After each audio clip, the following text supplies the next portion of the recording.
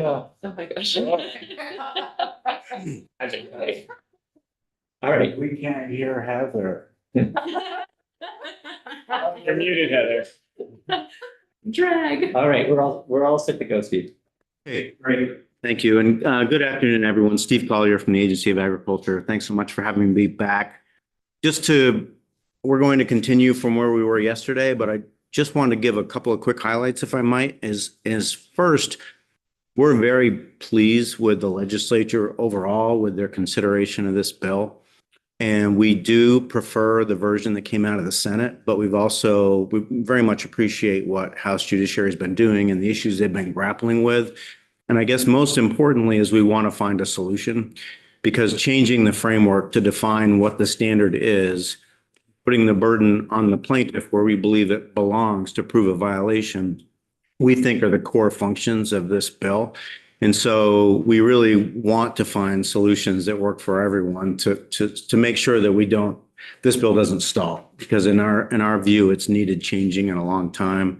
And overall, we are very pleased with the changes. We think there are some tweaks to House judiciaries that would improve the bill in important ways, but the more important issue from our perspective is that the law get clarified so it's works for everyone. The other thing I want to just quickly comment on was Representative Supernaut's question yesterday, because it honestly caught me very much off guard about large farm, small farm. We've never considered this protection to in any way be related to that. I still don't. What we think this is important for is all farms, and specifically setting a standard that farms can know that they have to comply with. And it's about farms and neighbors. It's not about size of farm. And, our state, we have about 6,500 farms. Almost all of them are small. There's very few farms in the state that are big. And I've never seen any correlation to size of farm and neighbor complaint. I see correlation to what's happening on the farm and proximity of neighbors. Those are, from my perspective, where the issues arise, and this is not in any way, it's designed to protect large farms, but no more than small farms. It's designed, given our rapid loss of farms and farmland, the hope is that by creating a clearer protection, this will be one less variable in farms' fragility. And that's across the board. And so, we have 36 large farms in the state and think about 98 medium farms. So 134-ish medium and small farms, and then about 6,300 small farms. So my guess is that small farms will be much more impacted by this across the board because of their number and their proximity of neighbors than large farms, but we want it to apply to everyone.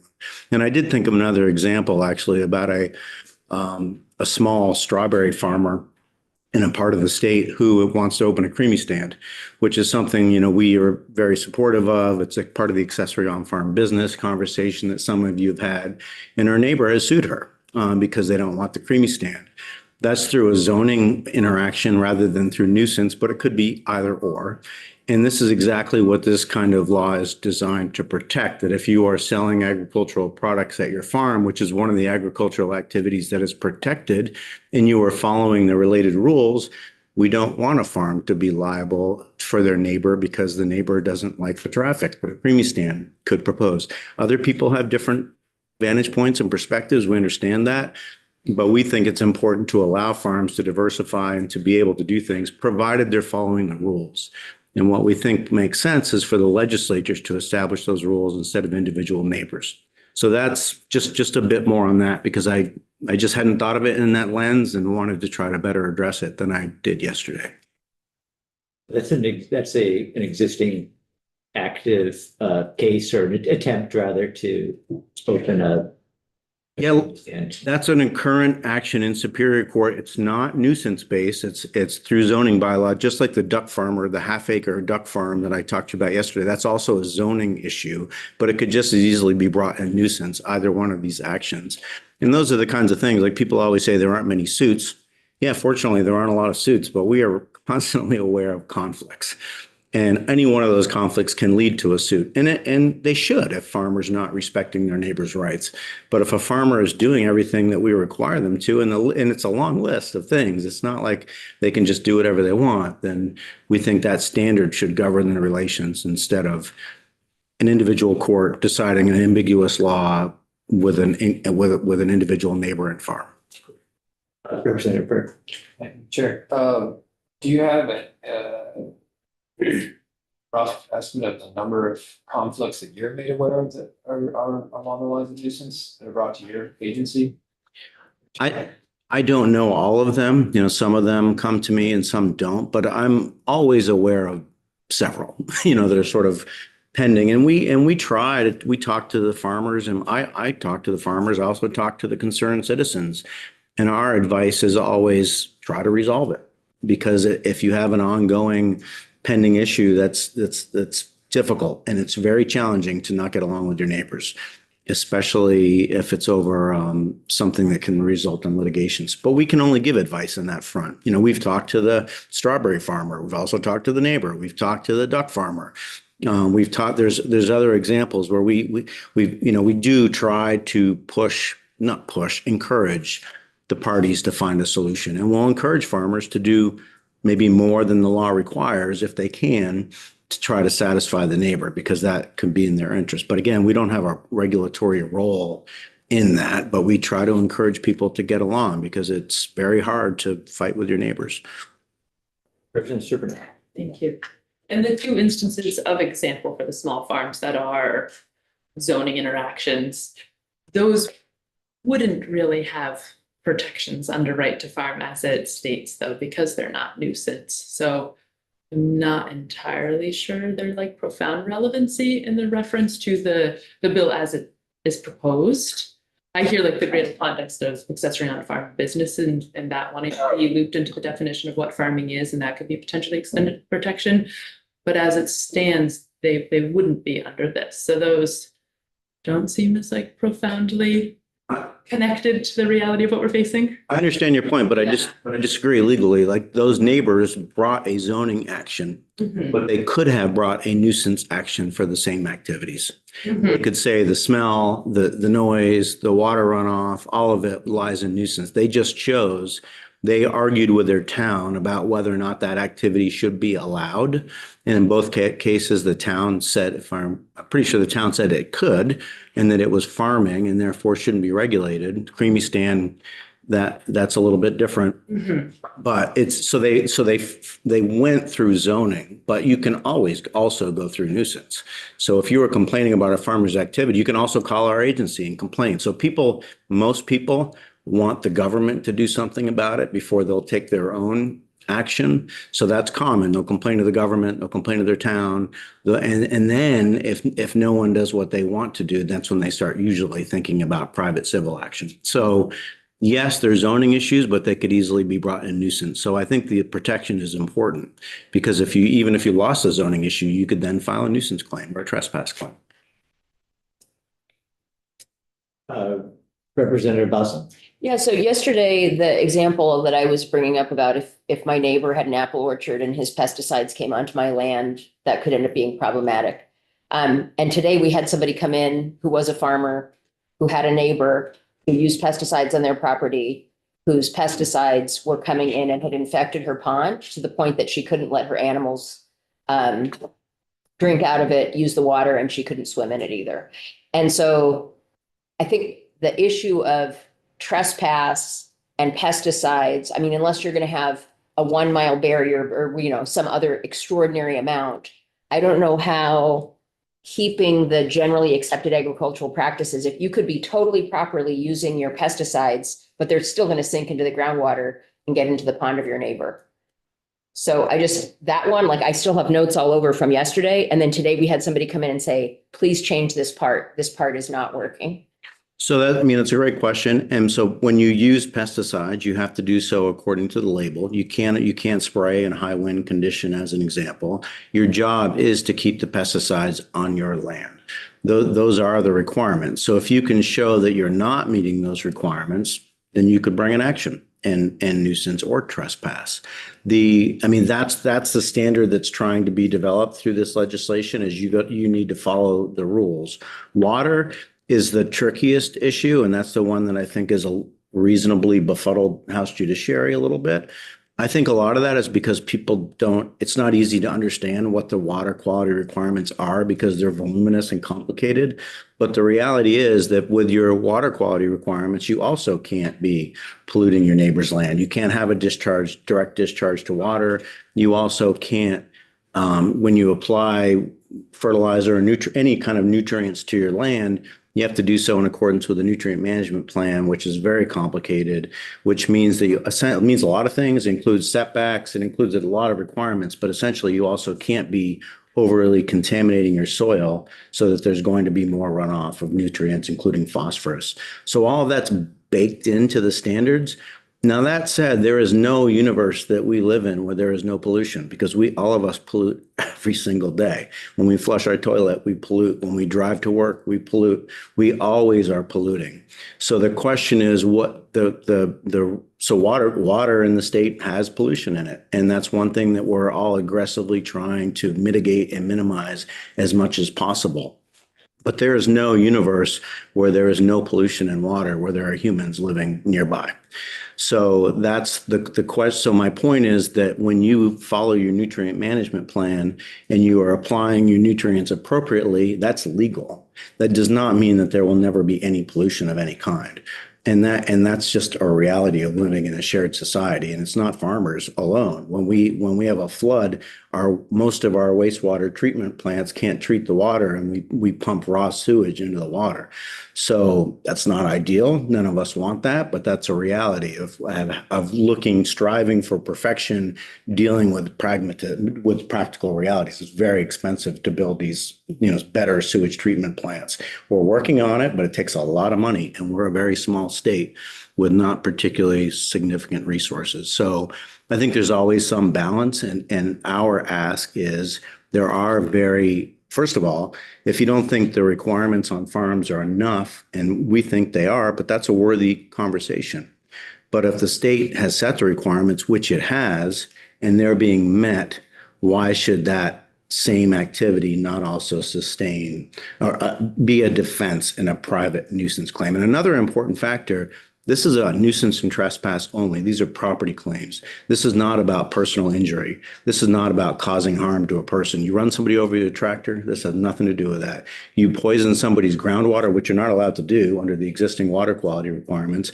But if you do and they get sick and get cancer, this doesn't cover you.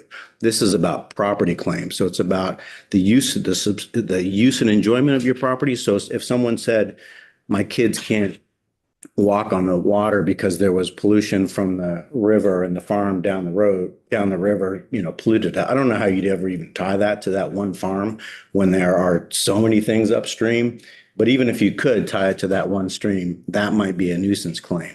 But you would have that nuisance claim if the farm wasn't doing everything correctly. If the farm was not properly controlling its waste, then you would have that nuisance claim. But if the farm is properly controlling its waste, do we want to allow a nuisance claim when they're doing everything that we've told them to do? That's the question. I don't know if that helps, but.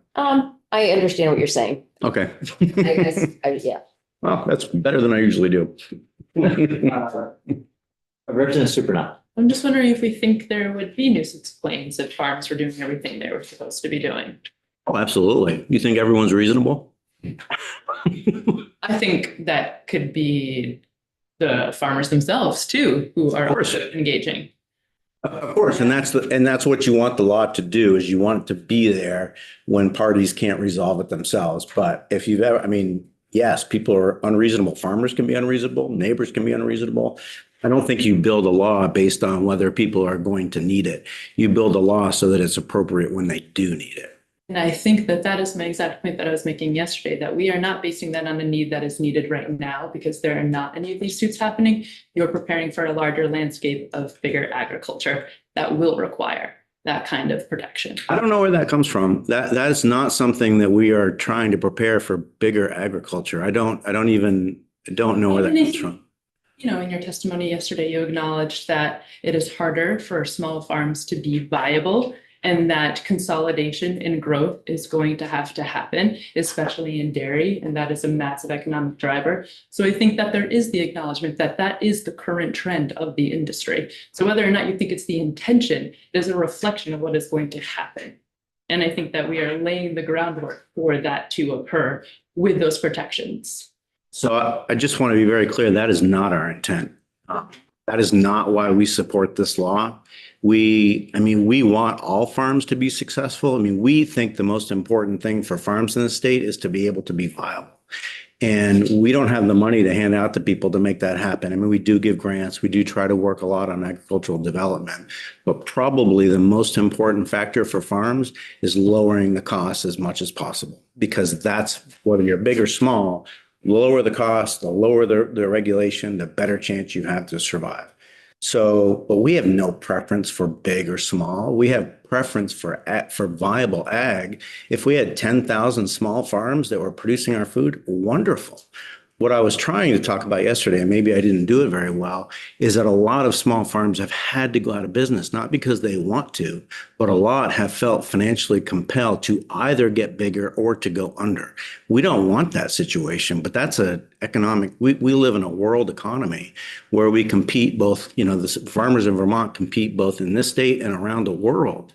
And that's just, you know, capitalism has casualties, and I'm not voicing for one, you know, I'm not suggesting what economic policy we should have. I'm just saying this is our reality. And if Vermont farmers can't compete, they're not going to survive. So the pressure on them to survive is real. And if they can be small and viable, that's fantastic. This is not an agency position. This was a recognition of what I think's been happening around the state and around the country. I think acknowledging that, yes, capitalism has casualties, but we don't have to endorse policies that are going to exacerbate that. And I think that is just what this will do. So That's okay. Yeah, and yes, I I want just to want that try point and, to be clear.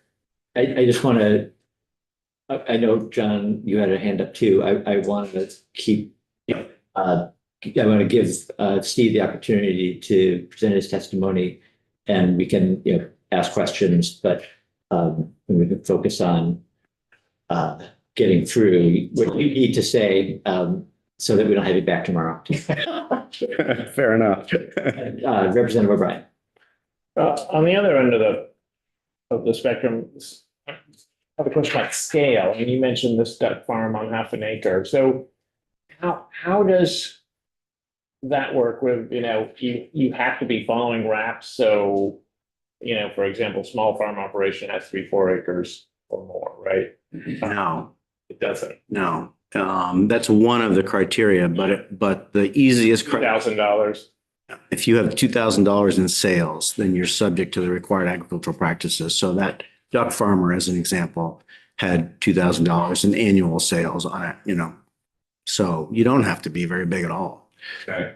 So I mean, I can just see, like, you know, say a rooster type of soup, you know, where the neighbor doesn't want to hear rooster every day. So if that rooster is connected to an egg business that makes over 2,000 a year, they have protections, but if it's backyard flock in Burlington, they don't have protections, right? And that's correct. If you are a farm subject to the RAPs, then a town is not supposed to use zoning bylaws to regulate you. You're subject to our regulation. If you don't fit that criteria, then towns can regulate you. So, And then right to farm too, right? If it's passed, you would have these protections from nuisance suits. If you're correct, following the correct. RAPs. Which is part of the reason I think this probably is often more applicable to smaller farmers who are in more congested areas than to bigger farmers who have more space. But I don't have any scientific data to back that up. So, yeah. So I think I'll just quickly, if I may, run through the issues that I think House Judiciary changed from what the Senate passed, and then just kind of run through them if I might. But just as an overview, I think the biggest thing from our perspective they did was they moved the trespass protection. So currently the law applies to nuisance and Senate Judiciary included trespass. Trespass is no one from our agency is arguing that a farm should be able to plow over somebody else's land and not be a trespass. But most of the time when nuisance claims are brought, they are brought in both nuisance and trespass because you can argue both. And so we would like it to be clear that if a farm is doing things on their own land that they're allowed to do that follows the law, that they should not be sued in either nuisance or trespass. If they aren't doing things as they're supposed to, then they're, subject to a viable suit. So they remove trespass.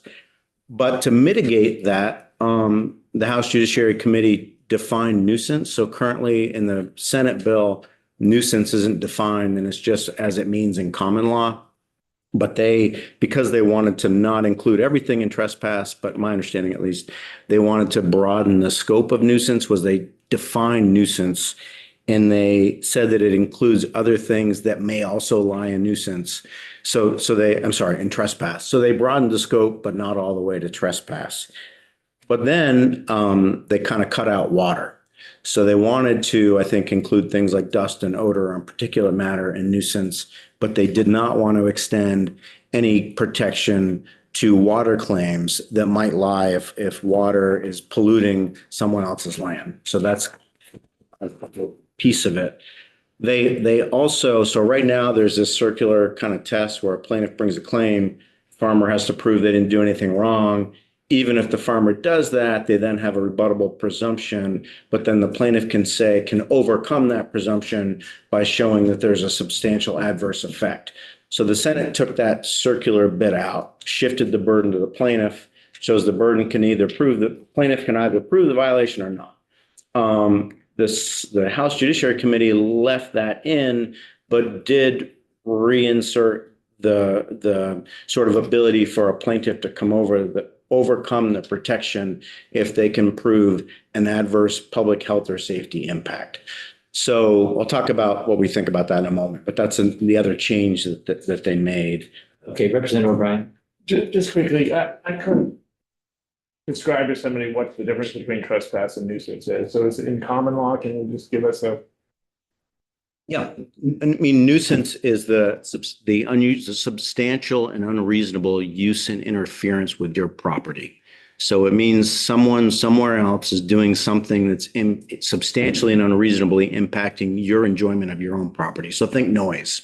Someone's got a party next door every day. You can't sleep. Marijuana right next to it. A lot of things, but that's use and enjoyment.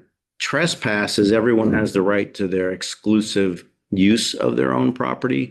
So other people can't go on your property unless they have permission. So trespass means that you're actually interfering with someone's exclusive right to use their own land.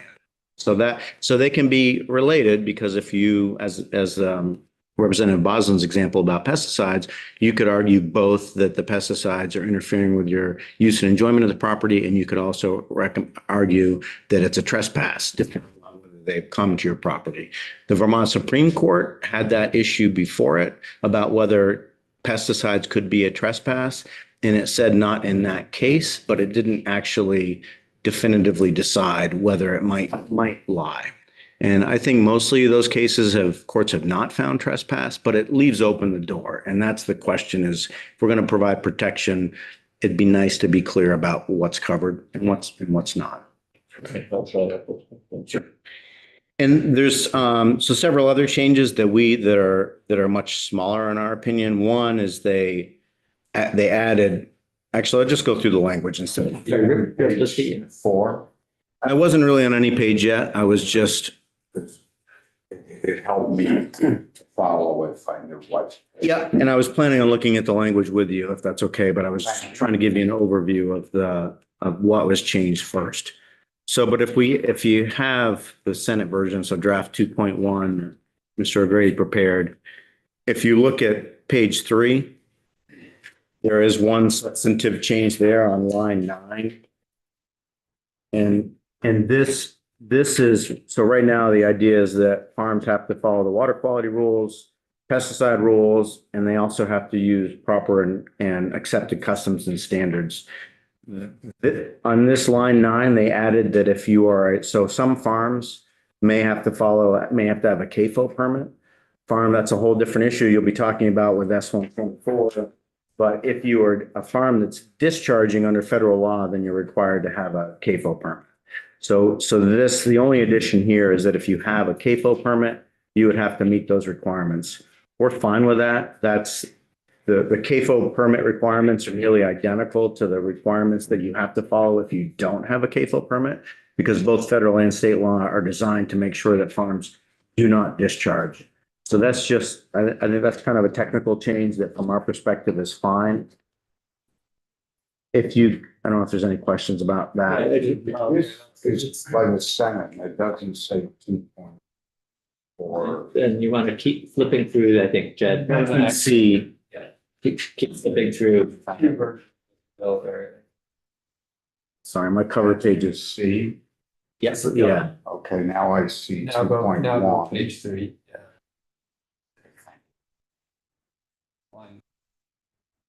Yeah. Right, so basically line 9, that's the Senate or the House added the CAFO compliance requirement there. and I actually have some other copies if anybody needs one of the Senate's language. Okay. So the next change they made is line 16. On that same page, page 3, they added a good standing requirement.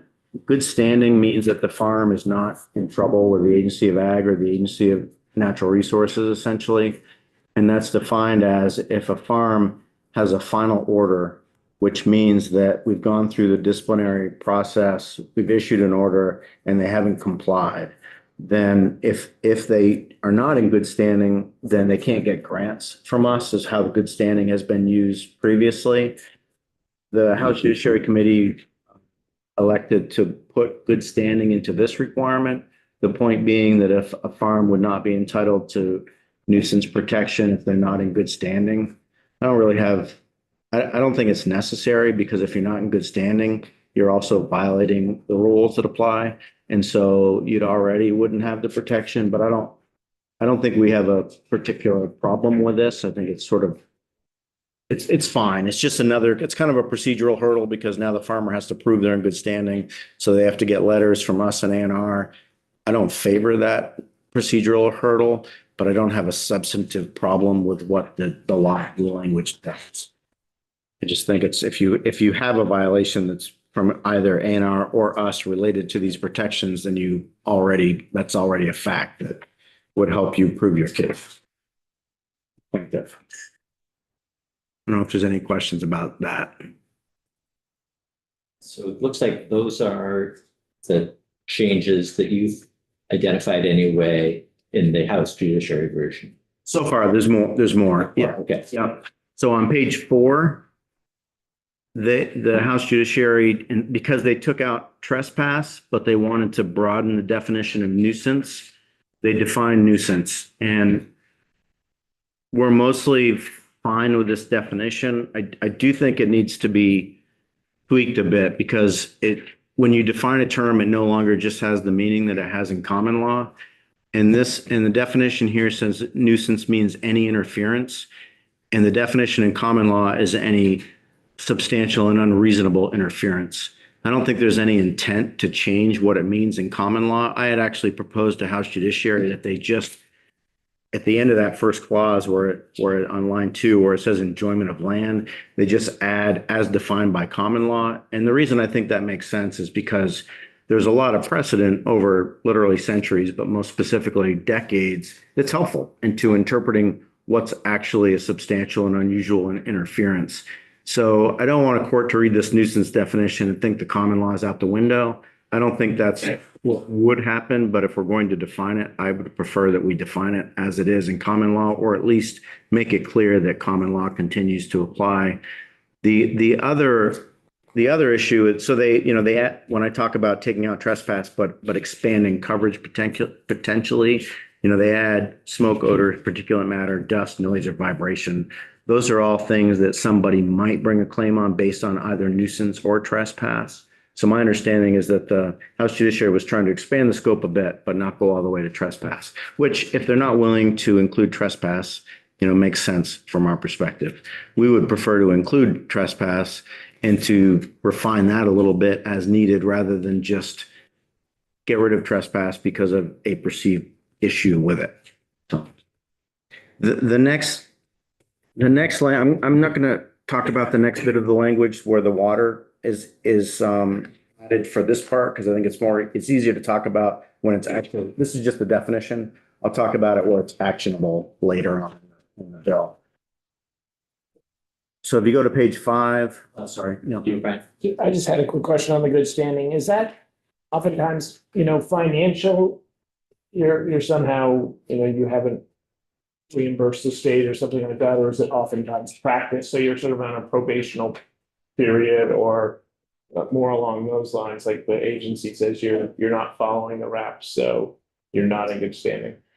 It's any violation that we bring that's not amicably resolved that we've ordered the farm to do something and they haven't done it. So it's the end of our disciplinary process unless we go to court to enforce it. So it means we've told the farm you're doing something wrong. Usually when we do that, we're able to reach a resolution where the farm agrees to fix whatever it is, pay whatever fine there is. Like usually we're able to resolve those. But if we're not, they have a right to a hearing with us before it goes to a final order. But ultimately, if we go to a hearing or they choose not to ask for a hearing, then it becomes a final order. And if they don't then do what we've ordered them to do, then they're not in good standing. If you were in the courts, say over current use or the land use board, the NRB, would that potentially? We don't enforce those issues, so. You could still be in good standing even though you're, say, at the Supreme Court level over some current use or Act 250 thing? Yeah, this good standing requirement is specific to the authority the agency has and to what A&R has that's relevant to the nuisance action. So it wouldn't be about a tax violation. Okay. Okay, so on page 5 on line 12, you'll see that, the substantive language now says only nuisance instead of trespass. That's where on the Senate version, it says nuisance or trespass. In this version, in front of House Judiciary, it exclusively says nuisance. And we've talked about that. I guess I'll just say it here. One, I understand the sensitivity to water. If you're polluting water and it goes downstream. I've also, as we just talked about with response to Representative Boslin's question, also think that if you're doing everything correctly on your farm, that any water that goes downstream, you shouldn't be liable for whatever impacts that water may have. That's not only from your farm, but every place upstream. So, but if water is the issue, then one thought, and we've been talking about it internally, is because there are a lot of things that can be brought in either trespass or nuisance.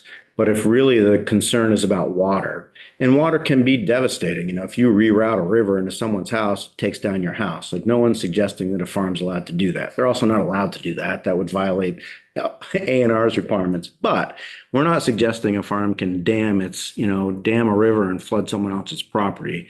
What we believe is that they should have protection if they're properly managing their nutrients and their waste. But if committees are just not able to sort of think about trespass and water protection, one option might be to to include nuisance protection for water. So use and enjoyment of the property, you'd still have the protection from water if you're doing everything correct on your own land, but not have the trespass protection. That's just a potential split. I'm trying to find a solution that people might be able to get behind because again, we're not talking about flooding someone else's land. We're talking about a farm managing its own property according to the rules. If they intentionally flood someone else's land, they redirect the water so that it impacts someone else's land, that's a trespass claim. And it could also be a nuisance claim, but protect the nuisance and not extend it to the trespass. We'd prefer that it be the just trespass protection that the Senate approved. Another issue with trespass that's come up is whether or not it's a constitutional taking. which we talked a little bit about yesterday. If you can't take someone else's land, and the government can't authorize you to take someone else's land. I haven't found a single case in the United States, and there may be one, but I haven't found one. I've talked to other people who also haven't found one where any court has found that in the right to farm context that a trespass is a taking. But it's possible, depending on the facts, that it could be. So, but I would say rather than jettisoning the reasonable protection, just add a caveat. Like say, does the protection extends the nuisance and trespass unless the trespass protection would result in a constitutional taking. So just if it does result in a constitutional taking, then it's unconstitutional and the court would apply it that way anyway. But rather than, I don't want the statute to be subjected to any sort of unconstitutional infirmity. But what I would suggest is just curing that problem rather than repudiating the trespass protection in full because of a possible constitutional concern that frankly is pretty unlikely to arise. But if it did arise, great. If there is a trespass that would actually constitute a taking, then there's no protection. We'd be fine with that. So I don't know if there's any questions about that. Can I just use a real world example? So Please. I own a camp on Lake Carmine and I sue a farmer who abuts the lake over, say, phosphorus runoff. That's creating algae blooms. I can't enjoy my camp. I can't enjoy the lake. Like what happens in that case? Is that trespass? Is that nuisance? If they're following the RIPs, it doesn't go any further. Well, there's a lot of ways to sue people. And keep in mind, this whole conversation is about property claims. You don't own Lake Carmine. Right. So I don't think you'd be bringing a property claim. But under the Clean Water Act, if a farm is discharging, there's private citizens can bring an action against the farm under the Clean Water Act. So there are distinct protections for people to enforce water quality violations. I don't think that, people try a lot of things, but I don't think you would successfully bring a claim on behalf of Lake Carmine. But if your land was being polluted by the farm, then you could bring a nuisance or a trespass claim, and no one's against you bringing that claim. What we're suggesting is that the farm is doing everything the state of Vermont and the federal government tell it has to do, then given the vigor of those protections, that set the standard instead of what you, Representative O'Brien, think is appropriate. So we're already into the next testimony section here. So I want to let's let Steve. I particularly want to hear what the agency's position is. So if there's clarity questions that we need to ask, we can do that. But otherwise, Steve, I'm just going to have you, if you don't mind, trying to wrap up and so that we're clear on what your position, the agency. Sure, absolutely. So I think. I don't think we're that far apart, honestly, between the House Judiciary and what the Senate did. But I do think the House Judiciary's version is getting too complicated in a way that's not helpful. It's adding a lot of caveats that don't necessarily apply. And I think it's making it confusing again, which is part of the whole point of reforming the law was to try to provide clarity. And it's never going to be crystal clear because you incorporate all the water quality requirements, you incorporate all the pesticide requirements, you incorporate excessive customs and standards. But instead of kind of going back and forth on what's to be covered or not, what we would like is we would like trespass to remain a protection. But if people are worried about the constitutional taking, to exempt that, so make it clear that it covered trespass, but not if it would be a constitutional taking. If that's not acceptable, then we would like the idea of providing nuisance protection for water, for water quality issues, but excluding them for trespass issues. So then if you're rerouting water, the water's digging up somebody else's land and you're causing actual harm to that land, there'd be a claim in trespass, but you wouldn't have a claim in nuisance. That's kind of a way that we thought might sort of balance the interest. There's also the House Judiciary kind of reinstituted the ability to overcome the protection by showing an adverse public health or safety issue. That again, we think is conflating issues because this is about private nuisance protection, not against public nuisance. So a town or the state can enforce public nuisance, public health and safety laws people privately have private claims of nuisance and trespass. So rather than mixing those together, we're not saying that a town shouldn't be able to bring a public nuisance action if it lies, but I don't know why a neighbor should be bringing a public nuisance action. So I think that just conflates issues and makes it more confusing. So rather than bringing that back, just make it, in the House bill, it's also clear that this doesn't apply to public nuisance. That's fine. But I think that circular standard is something that we're trying to not have exist in the law. So then I think those are the important things. I would be happy to provide, written comments on a draft if that would be helpful to the committee. I could ask Mr. O'Grady to share a draft with some suggestions if that's something that would be helpful to you, but I know I've taken a lot of your time and there's other people waiting. Yeah, no, I think that what I'm looking at of the electronic version of this handout that's on page 11, it's got the attachment C that has the changes that you've identified in the to the Senate bill that were made in House Judiciary, and then the agency's position on those changes. So that's, I think this is helpful. I guess the one thing that I want to speak to specifically is the question of trespass, and because I know there's a case that's been in the news that committee members may be aware of. Is the agency's position that you would like to see a change in statute that would, in a hypothetical instance where the same situation would recur, that the farmer would be protected from any neighbor's claim in that same case? Is that the Addison County? I think it's in Addison County. Yeah. So both the plaintiff's attorney and the farmer's attorney have talked to the other committees. I'm sure they'd be willing to come in and talk to this committee if you want. No, I actually don't want that. Okay. I'm just trying to find out what the agency's position is on a case, Yeah. that kind of a case. Yeah. So, I mean, I don't know the facts well enough I mean, I've read the judicial opinion. I know what the court found, but I don't know. I can't assess the facts in that case very well, but what we want is that if a farm is following all of the requirements that exist for them to enjoy the protection. So that's always going to be potentially a factual question for the court, but the plaintiff is the one, instead of a farmer having to prove they've done everything right, which is really impossible. You can't actually prove.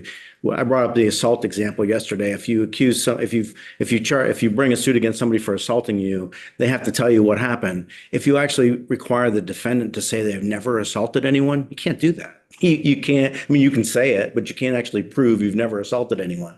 But if someone says you punched me on this day, then you can build a defense around what's said. So what we want is for there to be a standard that the legislature is telling farms to do, and for the plaintiff, if they're going to bring a claim, to be able to show that the farm's violating that standard to be able to prevail. The farm's violating the standard, they can prevail.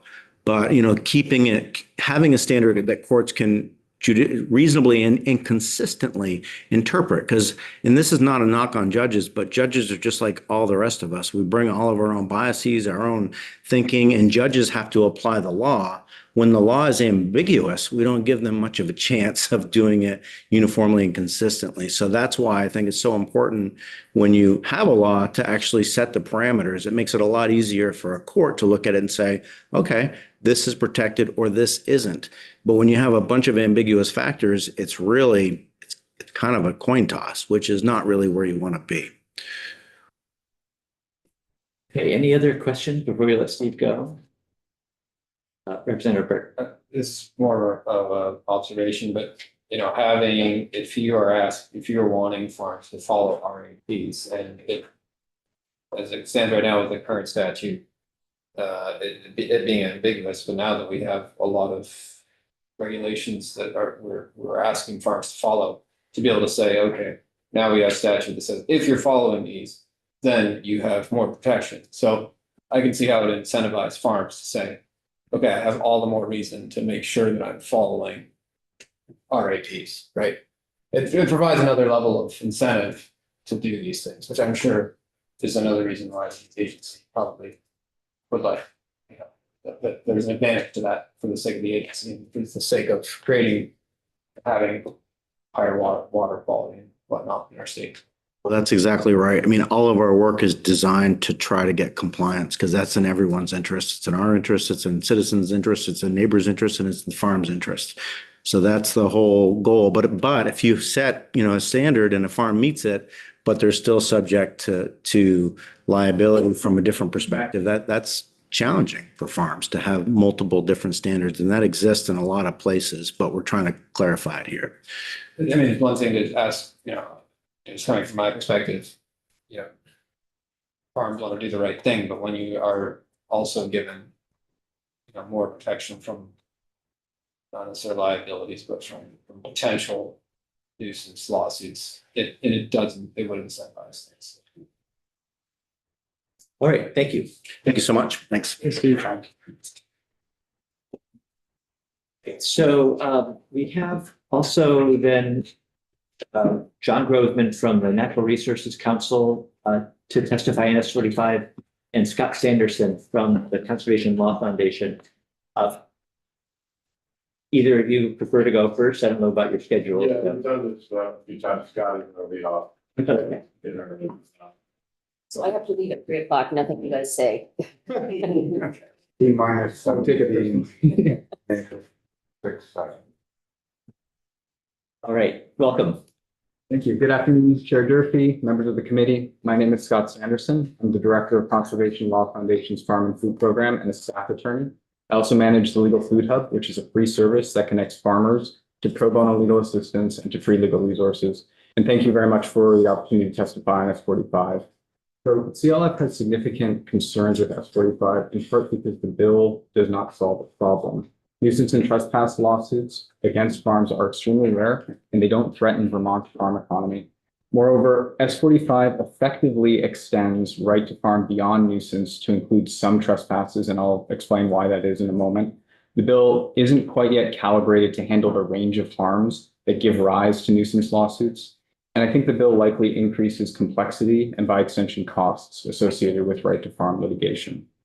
So I would like to affirm that Vermont's farmers face very significant challenges. Those challenges include production costs that exceed farm gate prices, unfair federal pricing, insurance, and other programs, inconsistent regulations across the states, limited access to markets and shifting trade policy, accelerating farm consolidation, rising co-op fees and surcharges, rising land prices, diminishing access to technical assistance, and more.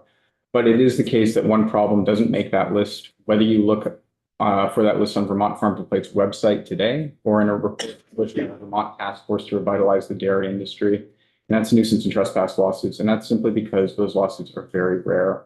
Now, to my knowledge, there's been just one nuisance or trespass case filed against a farm in the last 20 years. And that case was an outlier. It's the one that you were discussing just now. And it involves significant ongoing property damage caused by a farm. It wasn't a closed case. I'm not aware of other cases, and no other concrete examples of farms being sued in nuisance or trespass have been given in the testimony on this bill. And I think to understand why those cases are so rare, it's important to discuss the purpose of right to farm laws and why Vermont's existing right to farm law is fit for purpose. So right to farm laws offer legislators an opportunity to calibrate the law of nuisance to the needs of communities where agricultural and non-agricultural land uses mix. And as you know, the law of nuisance protects property rights, and specifically, it protects your right to use and enjoy your property free from substantial and unreasonable interference caused by your neighbor. And that's why nuisance is sometimes known as the good neighbor rule. Now, nuisance is not about taste, it's about harm. The Vermont Supreme Court recently explained that the unsightliness of a thing without more does not render it a nuisance under the law. So a plaintiff can't sue just because they don't like how something looks. And as the court pointed out, that's been the law in Vermont for more than a century. Instead, a nuisance has to concretely interfere with the use of property as judged from the perspective of a, quote, normal person in the community. Of course, the normal person in an agricultural community knows that living among farms means accommodating farms and agricultural activities. So a neighbor doesn't have a nuisance claim simply if they don't like how cows smell. That's not a nuisance, but a neighbor might have a nuisance claim if a farm activity actually threatens their health. And so a set of high-profile cases from North Carolina illustrates exactly how this works. There, what became very normal manure management practices on large industrial hog farms, practices that North Carolina regulators did nothing about, created severe air quality problems that made homes that had been in families for generations nearly uninhabitable. Community members dealt with chronic headaches, nausea, asthma, and elevated blood pressure. Scientists attributed those health issues to the conditions that the farm's manure management practices created. And the community members, they weren't objecting to farm smells here, right? And what they were really objecting to was being made unhealthy by their neighbors. Since regulators weren't willing to protect them, the community members sued in nuisance and they won. Now, good right to farm laws, they're not supposed to shield farms from well-founded claims like the North Carolina nuisance claims that I just described. Instead, they're supposed to protect farms from unfair nuisance lawsuits while preserving neighbor's use of the courts when that use is justified. And that makes right to farm laws a balancing act, right? You're balancing a farm's right to farm free from harassment with a neighbor's right to use and enjoy their property in good health and safety. Now, right to farm laws also pursue a second balancing act. And so what they do there is they balance deterring nuisance lawsuits against harms with increasing the cost of nuisance lawsuits that are filed. And that's because right to farm laws generally layer additional rules and criteria on top of the background law of nuisance. So those extra rules and criteria, they tune the law of nuisance and they deter unwarranted litigation. But if litigation does take place, those extra rules and criteria give rise to questions that the parties have to litigate. That makes litigation more costly, including for farmers. So Vermont already has a well-balanced right to farm law that discourages unfair lawsuits against farms. It gives farms facing a nuisance lawsuit extra protection if the farm can show that the activity alleged to cause a nuisance is consistent with the law, is consistent with good ag practices, existed before surrounding non-agricultural activities, and does not change significantly since the surrounding non-ag activities began. And that makes sense. The idea is to provide extra protection to farms that comply with the law, whose activities are agriculturally sound, and whose neighbors were on notice of those activities when they arrived in the community. I have a question here from Representative Nelson. So in the legal world, I get arrested for something. I'm innocent until proven guilty, correct? Absolutely. In our current protection for nuisance protection law, I am guilty until I prove myself innocent. I don't think that's accurate. Now I have to prove that I am following all the rules. So you're, I think, speaking to the rebuttable presumption. So, yes. Yeah, in the existing statute that seems to suggest that farmer is put in a position of having to defend its practices if it wants to prevail. So you have heard testimony, of course, that Vermont's right to farm law forces farmers to prove their innocence. I don't think that's accurate. I think what Vermont's right to farm law does is it supplements the underlying law of nuisance by giving farmers an opportunity to gain protections that no other Vermonters have the opportunity to get.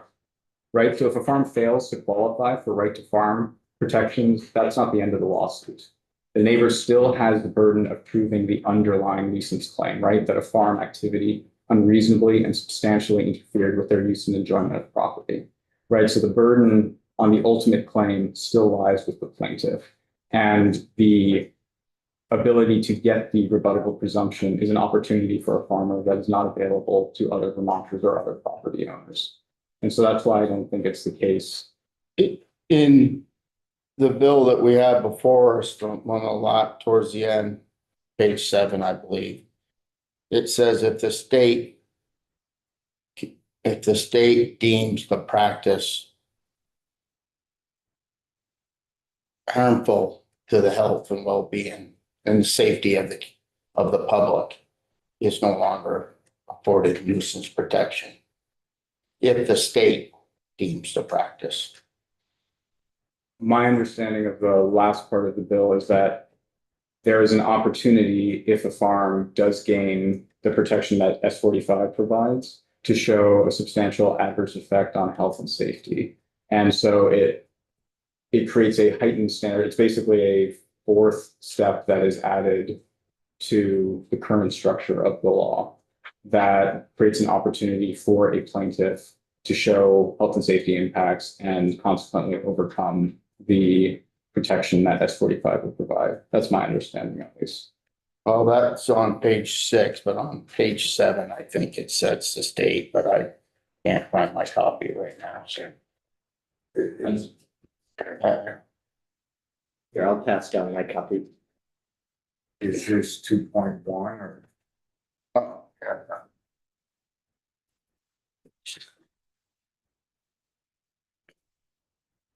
So, I think on page 7, line 7 might be. yeah, this chapter shall not restrict or impede the authority of the state to protect the public health, safety, environment, and welfare. And I don't think any farmer would object to that.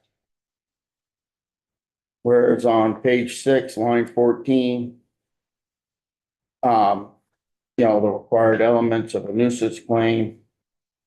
But the nuisance protection of an agricultural activity provided for under the subsection A of this section shall not apply whenever the agricultural activity has substantial adverse effects on public health and safety.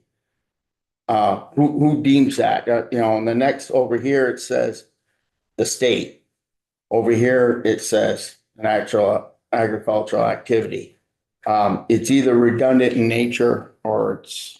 So on page 6, I think that gives the plaintiff an opportunity and the court would decide, as they do right now, whether or not there's a substantial adverse effect. And so that gives the plaintiff an opportunity to overcome the right to farm protection. And I think the part on page 7 ensures that the right to farm statute doesn't apply to state actions brought under other statutes. So for example, if the state were enforcing the Clean Water Act or something like that, that this wouldn't stand in their way. Yeah. How many neighbors do you have on your farm? I don't have a farm. I've got about 500.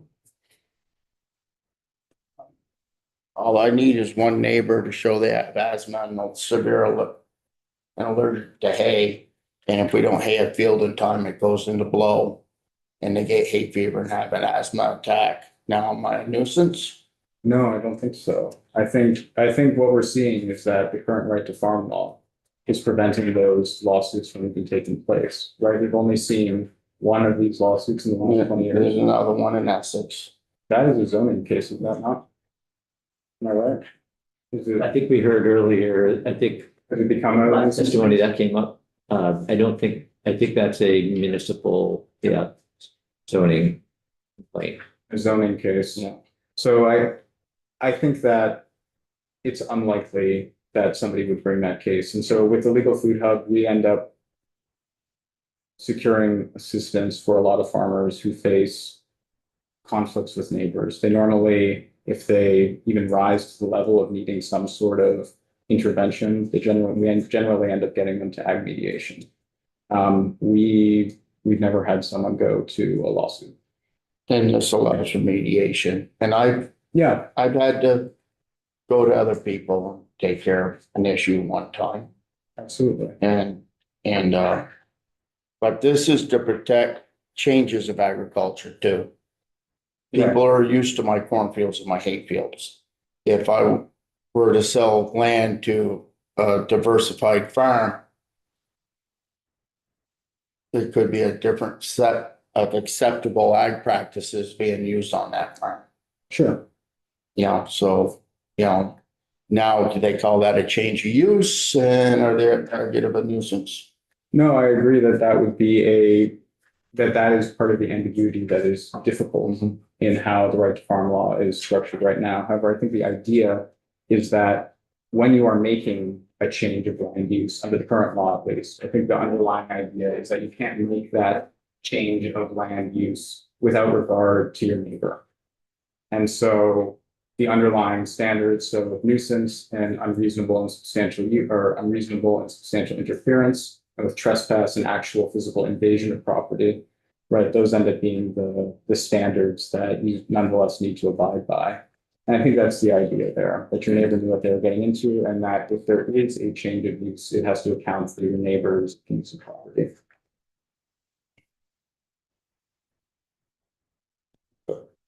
Thank you. Representative Burt. That was a point I wanted to look at. It's that, I am concerned with the current statute. Part D, 5753, it has not significantly changed since the commencement of the prior surrounding non-agricultural activity. I have a farm in Cabot and we were a dairy farm at one time. Gradually switched over to an apple orchard for some of our acreage. And we have neighbors as well. And, although I haven't faced any potential lawsuits from those neighbors, the fact that this wouldn't necessarily protect me from a nuisance case is a little concerning to me. Because I think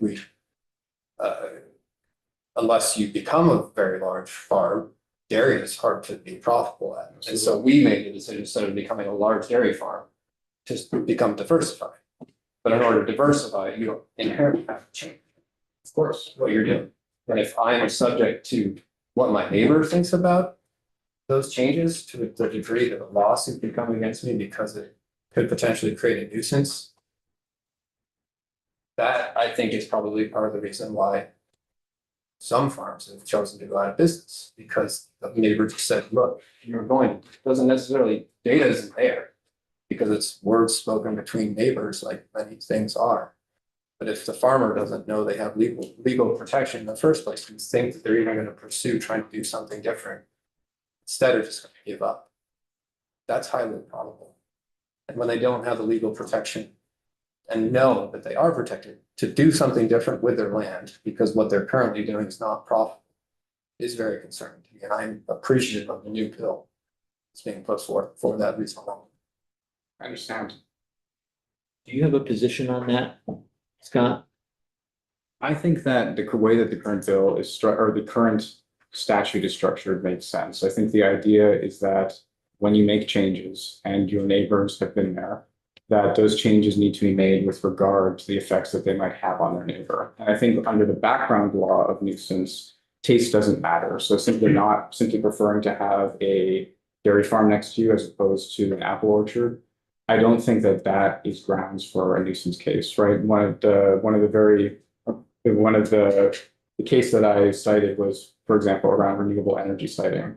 People didn't like that they were going to have renewable energy sited next to them. The court said, it doesn't matter that you don't like renewable energy. That's not grounds for a nuisance case. You may prefer to have a field next to you as opposed to solar panels, but unless there's actual concrete harm to your use of property, you have no nuisance claim. And so I think that the coming to the nuisance idea that is embodied in that change of use, that it gets at the sort of reciprocal duties of neighbors to look out for one another. And I think that's there in the current right to farm statute. Representative Lipsky? Thank you, Scott. This is not hypothetical, but it could be pure fiction.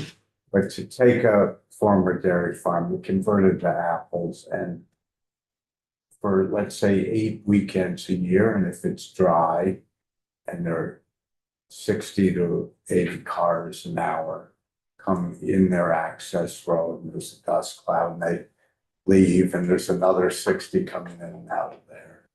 And they are loving the apples, the pumpkins, the butter donuts or whatever. But that part of town hasn't seen traffic like that since Barnum and Bailey pitched it out in the field in 1930. Or no, You were there King too. Reed, yeah, it was King Reed. Anyway, King Cole. Would the dust and the traffic be a possible nuisance? Because they actually had customers and a lot of them. I think it's one of those, it depends. I'm not sure. It would have to be dealt with by a court. I don't think that you would end up getting that case. It seems unlikely if for 8 weeks of the year, if you're living next to an apple orchard, you get the benefit of having an apple orchard next to you that you can enjoy, that you can visit. You're part of a farm community. It's your duty under the current nuisance law to act as a normal member of that, or to have, you're held to the standard of a normal member of that community, notwithstanding change in use, right? And that includes being willing to accommodate farms. And if those farms are different farms from the ones that were there, you still have that duty. It's just that this particular extra protection under current statute wouldn't apply. Right? It's still, but you still have all of the underlying protection in nuisance law. Again, a substantial and unreasonable interference, right? It has to be an actual interference with your property. Well, some people move from away and they don't know how we've existed from before. Well. Okay, other questions? John? Quick one, your solar array example, so if we change that to a wind farm, normal wind farm, but now I'm the neighbor and I'm hearing this, piercing, whir 24/7. Is it just a case by case thing like that? Like all of a sudden, I think I would have a claim because I can't go on property because I'm going crazy now. It might be, I would have to dig into the case law and understand how courts have dealt with wind farms. There are cases, I believe, around vibrations and things like that that are just persistent and make it impossible to live in your home. But I haven't dug into the building farm related case law, so I'm sorry, I can't provide an answer. No, it's just interesting how there's a lot of nuance, it seems. Oh, there's a lot of these, but sure, absolutely. Yeah.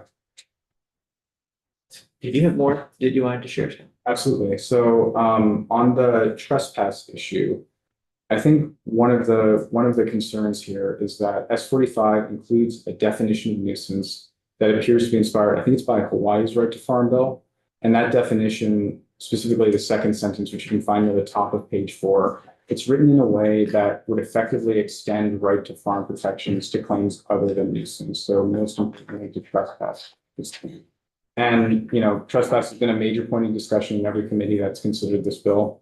And I think that's because extending right to farm to include trespass would mark a significant policy change. It would also make Vermont a national outlier since other states rarely include trespass. I believe Oregon and Kentucky are the primary outliers right now, but none of Vermont's neighbors include trespass.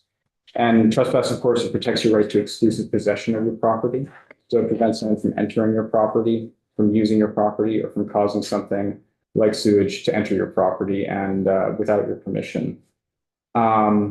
So this means that including trespass in S45, I think it would curtail rights that to most people's understanding make their property their property. And previous drafts of this bill went so far on trespass that they might have prevented Vermonters, including farms, from invoking trespass to protect their health. Now, I do think that this draft is better, but I don't think it's quite there. And so S45 presents two alternatives to address drainage liability during floods and extreme precipitation. And those are the highlighted sections on page 4 and 7, I believe. Now, both options provide right to farm protection to farms that implement practices that make their downslope neighbors more vulnerable to damage in extreme weather. And I think this cuts against longstanding drainage law in Vermont. Essentially, the rule right now is that upslope property owners, including farms, can't artificially increase drainage in a way that harms downslope properties. So the idea is that you can't fix your flooding problem by making them someone else's flooding problems. And that seems fair, but S45 might erode that rule. I think the easiest fix here is just to strike both S45's definition of nuisance, which would leave it to the common law. Nuisance is well developed.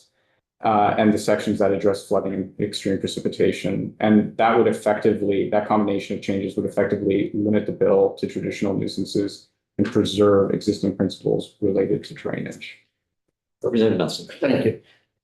I'm gonna surprise you. I don't disagree with you that I ought to be able to drain one of my fields and create a problem for my neighbor.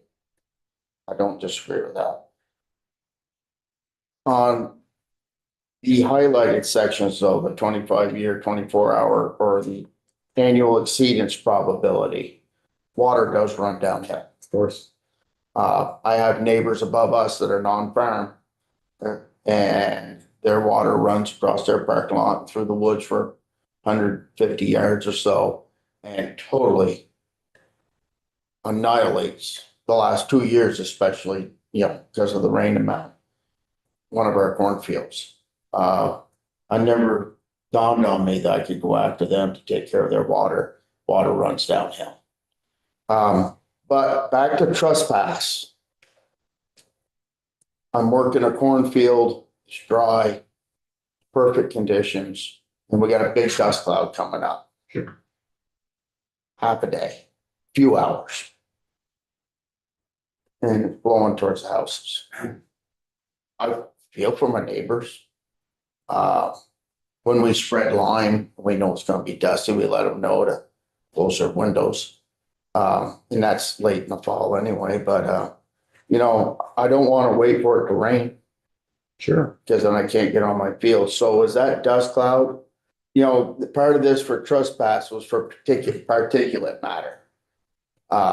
You know, as far as herbicides, pesticides and whatnot, and the RAPs, those shall stay on my property. End of discussion on that. So what's your thought on the dust cloud going?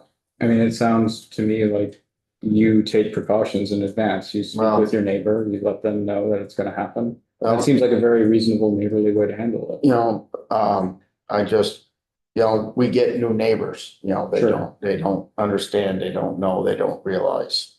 I think that's why, I know they narrowed the scope of trespass in here. They removed it in several other places, which is, you know, but anyways, for the particulate matter in odor, I'm a dairy farmer. We have Sure. odor. Manage it the best we can, but we have it. So. I mean, Yeah, so again, I think this just goes back to the idea that your neighbors are held to that standard of being a normal member of an agricultural community. And so there are going to be some degree of inconvenience, right? Your property, the rule is not that your property can't be interfered with at all. It's about an unreasonable and substantial interference as judged from the perspective of a normal member of that community. And so if it is the case that there is no way, like, if it is the case that there will be dust at some point, some parts of the year, there'll be other issues at other parts of the year. If neighbors are working together to some extent to try to kind of balance each other's interests, work together, I doubt that you would have a nuisance claim there, or a trespass claim for that matter. I'm not guaranteed. I don't think there are any guarantees in any of this, unfortunately. Even under this right to farm bill that's being considered, right? There's always the negligence out in this current bill with S-45, right? So it's I don't think there can be a guarantee, I would say, unless you simply wipe out nuisance suits altogether. Let's keep going this time. Okay, so I think another thing that I would highlight is that S-45 prevents an agricultural activity that complies with generally accepted ag practices from being found to cause a nuisance. And on page 3, the bill defines generally accepted ag practices as compliance with a subset of the water quality laws that apply to farms, Vermont pesticide rule, and effectively industry custom. And I don't think that the list is complete given S-45's focus on nuisance. So for example, nuisances often involve air quality, right? Think the North Carolina example that I gave. And I believe Legislative Council noted that farms with anaerobic digesters, for example, are subject to air quality laws. Yet air quality laws don't appear in S-45's definition of generally accepted ag practices. And I think this is a pretty easy problem to solve in general. I wouldn't recommend making the list of statutes and rules in S-45's generally accepted ag practices definition longer. Instead, I actually think it makes more sense to replace the list with catch-all that basically directs the court to consider relevant federal and state laws. And that way a court can reach for the relevant air quality, water quality, public health rules, as the case may be. Now, I don't think this is going to lead to farmers losing right to farm protection for things like traffic violations if the nuisance lawsuit involves something like water damage. I think courts are very practical and they don't really do that sort of thing. They're not going to create a unrelated technicality, right? When they encounter statutes like this, I think they're going to look at the relevant laws. So if they're dealing with a drainage problem, they'll look at laws that deal with drainage. They won't look at air quality laws there. Wouldn't required agricultural practices cover some of those issues you're talking about? Some We do have okay. rules. I cannot pollute. Fair enough, I can't pollute. And we do have rules and air quality. I don't have a digester, but I imagine if you Sure. do, you have required rules with that digester as well. Right, absolutely. And so those rules, that would include the RAPs. It would also include the LFO rules, and the LFO Mhm. permit. The Yeah, LFO I have rules. one of them. Yep, the LFO permit has, sorry, the LFO rules include some things that are meant to abate nuisances, but they do not include, for example, air quality rules that end up applying to anaerobic digesters. And that's my understanding of Legislative Council's testimony. So this list wouldn't capture the air quality rules that would apply to a digester. And I think the easiest way to deal with this is, again, to just create a catch-all like in existing law. I don't think that that creates unpredictability. I think what happens is that courts think very practically about this. They say, okay, we're looking at a nuisance claim that implicates air quality law. This farm has a digester. That's what they're really complaining about. Let's look to see whether or not they're complying with the appropriate permit. I think that makes it, I think it's easier to use the catch-all than to try to list everything that might be relevant. Great. And then the last thing that I'd like to flag is mainly that I don't think that S45 simplifies litigation involving right to farm. And so under the current right to farm rule, I think it basically creates three main steps in right to farm litigation. First off, determining whether a farm gets the extra protection. Second, figuring out whether or not a plaintiff can rebut that extra protection.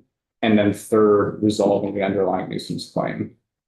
S45, it effectively creates a four-step process. So first, you determine whether or not a farm is in good standing. That kicks them into the extra protection. Then you determine whether or not the practice in question is a generally accepted ag practice. So the plaintiff is going to look at those different laws and factors, including industry custom, to see if it qualifies. Then if the farm still qualifies, you'll go to overcoming the extra protection by showing either negligence or threat to health and safety. And then fourth, if you get that far, you would have to resolve the underlying nuisance claim again. So there's also a side issue which could create a fifth step, which is the provisions around flooding. And I think that all of that, it seems to me that this statute is slightly more complicated than the existing right to farm. Sorry, this bill is slightly more complicated than the existing right to farm statute. And that complexity likely comes with costs if you are in active litigation. Great. So that's what I've got for you. Happy to take more questions. So I know S45 adds one more step that the current statute doesn't. Aside from it being one more step, would, in your opinion, S45 prevent cases from going to court in the first place more so than what's currently in the statute? I think it's really hard. I think it's hard to say. I think complexity in itself is a deterrent because it means that if you are a plaintiff, you have to consider the costs that it takes to bring litigation. And so, you know, if in the example that I cited with the North Carolina farms, those plaintiffs were not wealthy people. And so it is not always the case that a wealthy neighbor is bringing a frivolous case to try to shut down a farm. And I think that, and so I think that the complexity and that cost sometimes is an object for plaintiffs. And I think that that would have a deterrent effect here.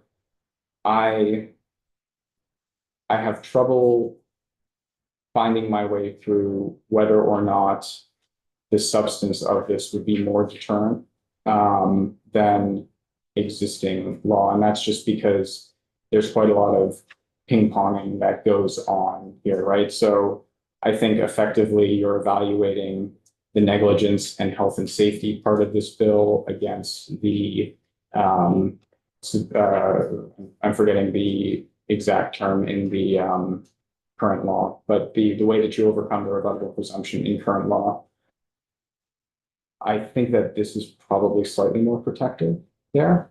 I think it's also easier for the farm to get to the protection, and I think that that could be a good thing. Sort of making that a little bit easier for the farm. It does create a little bit more of a deterrent effect.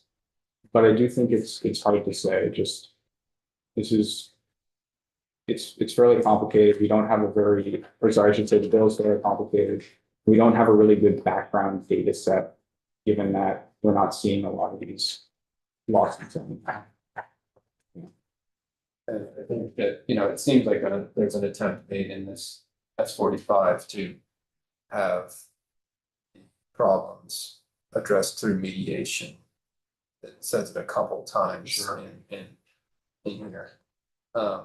In your opinion, is that helpful to try to resolve it in mediation instead of bringing it to court for a couple of reasons, the cost to both the plaintiff and the defendant? And then I guess just, trying to avoid going all the way to court and then all the problems that could cause for both. I think it makes sense, particularly in the nuisance context. I think I would have more nerves in the trespass context if there's more damage going on or something like that. But in nuisance, it does make sense. And, like I said, with the Legal Food Hub, we're often connecting farmers and neighbors to act mediation, and it's usually fairly successful. So I think if the committee were to sort of address that nuisance definition and make sure that the bill is limited to nuisance, then I think the mediation I think that could work quite well. Thanks. Yeah.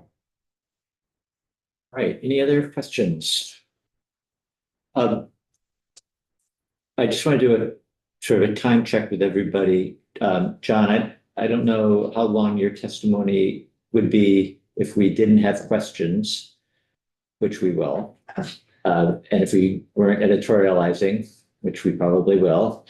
But I also know that we've been sitting still for an hour, 20 minutes or so. And so I would be definitely more than 10, 15 minutes, and I'm around, I'm happy to come back. You heard from Scott.